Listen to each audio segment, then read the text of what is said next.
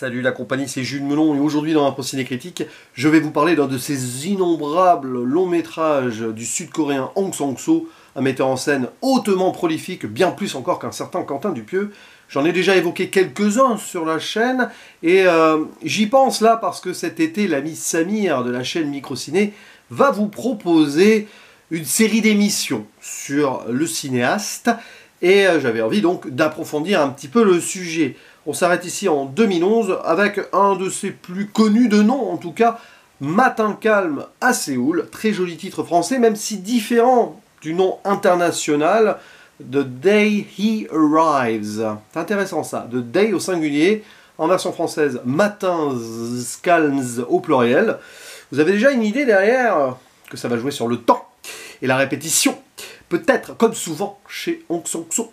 D'ailleurs, sans en dire plus pour l'instant, mais c'est vrai qu'ici on a presque une forme de prélude à Un jour avec, un jour sans, un métrage avec lequel j'ai découvert son univers. Au casting, nous avons Yoo Young-sang dans le rôle principal, désolé si j'ai mal prononcé, hein, qui a fait pas mal de films, avant et après d'ailleurs, surtout après je crois, avec Hong Sang-soo. Il y a aussi Kim Sang-young et l'actrice Kim Bo-kyung qui interprète deux rôles. C'est assez étonnant ça. Est-ce que c'est consciemment deux rôles différents d'ailleurs? Voilà, parce que sur le postulat de départ, c'est très simple et terre à terre, hein, ce que nous voyons. C'est l'histoire d'un réalisateur qui a plus ou moins arrêté sa carrière, qui enseigne aussi le cinéma, et qui revient à Séoul, lui qui vit à la campagne, pour voir un ami. Et aussi passer du temps calme, surtout. Voilà, sauf que en fait, c'est pas ce qui va lui arriver. Certes, il va le voir, cet ami, mais il va rencontrer d'autres personnes aussi, dont une actrice, ancienne étudiante, qui est forcément étonnée et contente de le voir là, des étudiants aussi, et évidemment, ça va beaucoup manger et boire. Voilà. Il va aussi revoir un amour de jeunesse, enfin, une ex. Clairement, on va sentir derrière ce personnage de Seong-yoon, une sorte, pas de regret, mais il va être ici plus ou moins à nouveau hanté par les fantômes de son passé, y compris de sa carrière peut-être, alors qu'il est venu chercher quelque chose à Séoul, si ce n'est le calme, une forme de rédemption, on ne sait pas trop, ou le bonheur aussi, parce qu'il va rencontrer beaucoup de femmes, même si parfois ces femmes sont plus ou moins la même, une idée de ces fantômes d'amour de jeunesse peut-être, d'où le choix d'une actrice pour jouer deux rôles, mais bon, voilà, ça se mixe un petit peu, et donc pendant plusieurs jours, hein, l'action va se dérouler. Plusieurs jours, oui, c'est vrai. Mais comme Hong Sang-soo, on va dire, dilue le temps sans vrai repère, on n'a pas à les lever, les coucher par exemple, on ne sait pas trop où on habite. Il y a eu un effet un jour sans fin, mais à la façon Hong Sang-soo, t'as l'impression de revivre en boucle la même journée, mais elles sont différentes. Mais est-ce qu'elles sont différentes en se suivant, ou ce sont des itérations différentes? Par moment, on est presque entre deux, notamment autour de ce bar-là, assez particulière, le roman, hein, je crois que ça, de Novel, c'est son nom, le roman, tiens, la romancière, le film et le heureux hasard, ça c'est un de ses derniers métrages que j'ai vu, lui, en salle. Peut-être, mais bon, peu importe. En tout cas, il y a des endroits étranges, un petit peu, oui, parce que cet endroit, justement, semble vraiment hors du temps. Un bar un peu spécial, où la patronne n'est jamais vraiment là, et quand elle est là, bah, elle rappelle un autre personnage. Et il y a cette idée de piano aussi.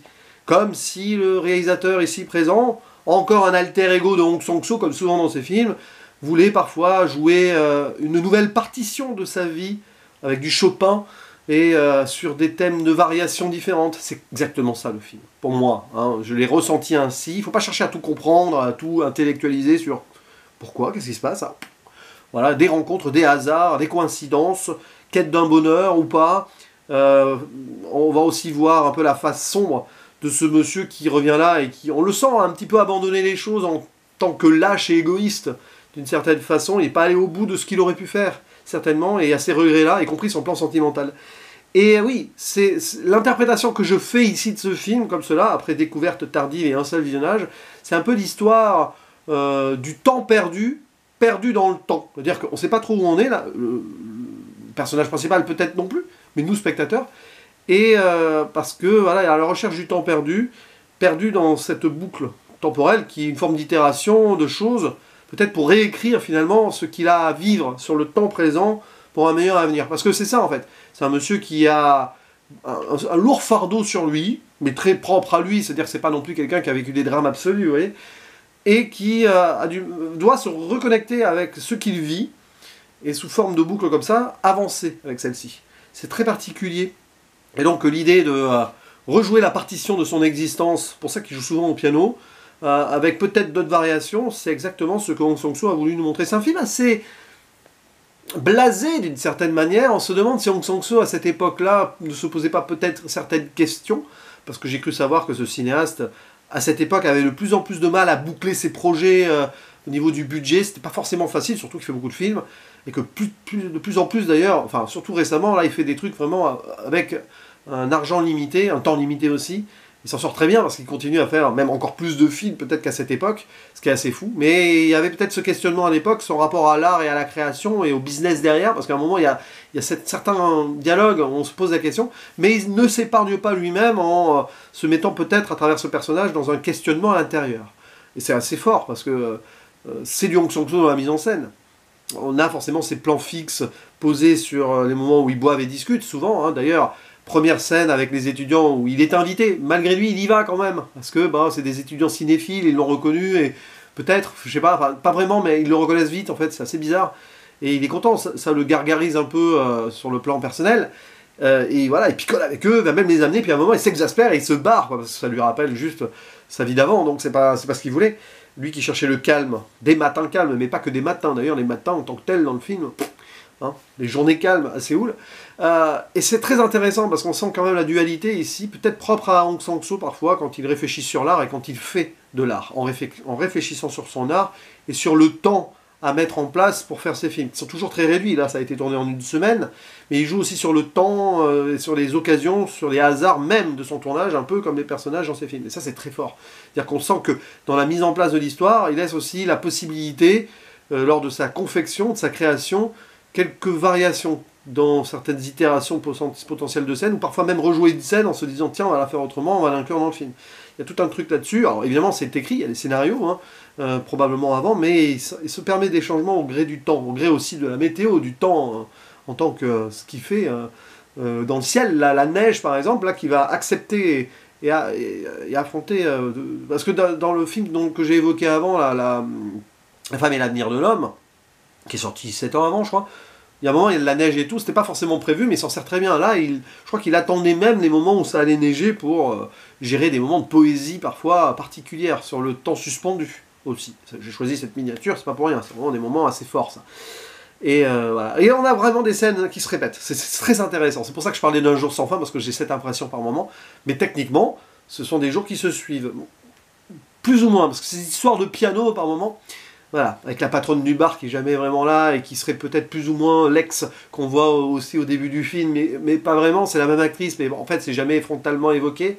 T'as un peu l'impression quand même qu'on est dans l'esprit, dans la tête du personnage principal et qui se fantasme certaines représentations des choses. Est-ce que c'est vraiment la vérité que nous voyons? Surtout qu'il y a la voix off, hein, qui revient souvent, même s'il y a des voix off féminines aussi de temps en temps, c'est intéressant parce qu'on change des fois, c'est bizarre, comme des échos en fait. Et je finirai sur un truc, le choix du noir et blanc, parce que le noir et blanc ici, c'est pas la première fois qu'il l'utilise, et ce sera pas la dernière, est très important dans le sens où il y a une mélancolie d'un passé qu'il veut oublier ou qu'il regrette, c'est un peu entre les deux en fait, hein, c'est clairement entre les deux, et aussi jouer sur cette sombre poésie hivernale qui s'installe là. Voilà. Il y a des petits trucs où Eric Rohmer n'est jamais vraiment loin non plus, tu le sens, parce que c'est peut-être un de ses cinéastes, en tout cas français, préférés à Hong Sang-soo. Et c'est très beau. Il y a une vraie poésie étrange sur l'existence et sur le temps qui avance ou qui revient, ou qui forme comme ça, voilà, des cycles, des cercles. Et il faut quand même continuer à chercher ce bonheur. D'ailleurs, il le dit souvent à ses conquêtes féminines, je veux ton bonheur. Voilà, je veux. Il l'exige, le bonheur, et je veux que tu sois heureuse avec moi. Je veux que tu sois heureuse, je veux que tu sois heureuse avec moi. Il y a toujours un rapport à lui, quand même. L'ego est là, hein, toujours. Bref, c'est un film assez formidable, hein. Peut-être un des meilleurs Hong Sang-soo que j'ai vu, hein, finalement, ça y est, là je commence... de toute façon, plus je vais en voir, plus ça va rentrer. C'est un cinéaste particulier, mais je commence à en saisir un petit peu maintenant, on va dire, les obsessions, parce que il y a toujours des trucs qui reviennent, là, hein, c'est toujours à peu près les mêmes films, mais très différents, quand même, dans son rapport de personnages qui reviennent toujours, ou qui fuient, mais qui retrouvent, un petit peu tout ça. Et alors, le rapport à l'art et à la réalisation, parce qu'Hong Sang-soo, il est plus ou moins toujours partout à travers ses personnages, ou du moins un de ses personnages. Et c'est ici, une nouvelle fois, le cas. Voilà. Et puis il faut vivre. Et vivre, manger, boire, discuter, c'est ça aussi le cinéma de Hong Sang-soo. N'hésitez pas à dire en commentaire ce que vous pensez de ce film qui est très marquant. D'ailleurs aussi avec son générique sur fond rouge et sa fin sur fond bleu, c'est intéressant aussi. On arrive à avoir des couleurs, mais au début et à la fin, hors de la digeste du film. À vous la parole, on en discute, c'est important de faire vivre ces vidéos sur des métrages moins connus, sur des metteurs en scène qu'il faut mettre en avant. Voilà, donc je compte sur vous pour inonder ici la section commentaires. Je vous dis à la prochaine, ciao.